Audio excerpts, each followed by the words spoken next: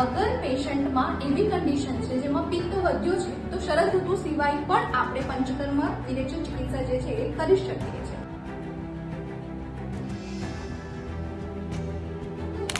दोष हरणम विरेचन संकटम मतलब कि अगर તમારા બોડીના નીચેના ભાગમાંથી અગર તમારે દોષ કાઢવાનો હોય તો એના માટે ઉત્તમ ચિકિત્સા એટલે કે વિરેચન ચિકિત્સા.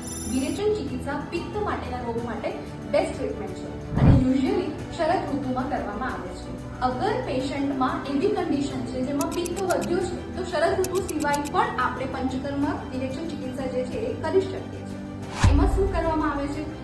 વિરેચન પ્રક્રિયામાં આગળના 3 થી 5 દિવસ માટે એવી મેડિસિન આપવામાં આવે છે જે આમનું પાચન કરે અને અગ્નિને પ્રદીપ્ત કરે. એના પછી જે પ્રક્રિયા છે દેટ ઇઝ કોલ્ડ સ્નેહપાન પ્રોસિજર. મતલબ કે રોગીને 5 થી 7 દિવસ માટે ઘી પીવડાવવામાં આવે છે કે એની અગ્નિ કઈ છે, કેટલું ઘી ડાયજેસ્ટ કરી શકે છે, ડિપેન્ડ ઓન ધેટ. એના પછી હોય છે 3 દિવસ માટે અભ્યંગ સ્વેદન એટલે કે મસાજ અને સ્ટીમ કરવામાં આવે છે અને છેલ્લા દિવસે કરવામાં આવે છે વિરેચન પ્રક્રિયા. વિરેચન પ્રક્રિયામાં પેશન્ટને મેડિસિન આપવામાં આવે છે જેનાથી લૂઝ મોશન થાય છે 8 વાર, 10 વાર, 15 વાર. એના પરથી ડિસાઇડ થાય છે કે પેશન્ટની શુદ્ધિ કઈ થઈ છે. એના પછી આવે છે સંસર્જન ક્રમ.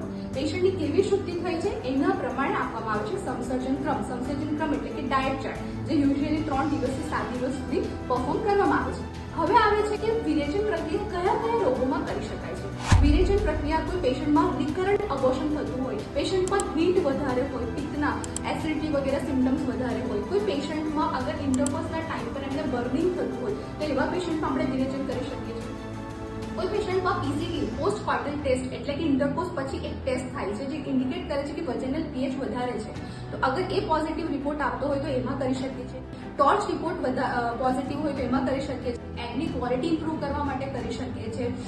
એ સિવાય બાકીના જેમ કે અગર સ્કિન ડિસીઝ જે છે, પિત્તના પ્રોબ્લેમ છે, બ્લડ ઇમ્પ્યુરિટી છે તો એવી કન્ડિશનમાં પણ આપણે વિરેચન પ્રક્રિયા જે છે તે કરી શકીએ છીએ. અગર તમે વિરેચન કરાવવા ઈચ્છતા હો તો તમે કોઈ પણ નજદીકના ડોક્ટરના આયુર્વેદિક ડોક્ટરના સુપરવિઝનમાં કરાવી શકો છો. Thank you.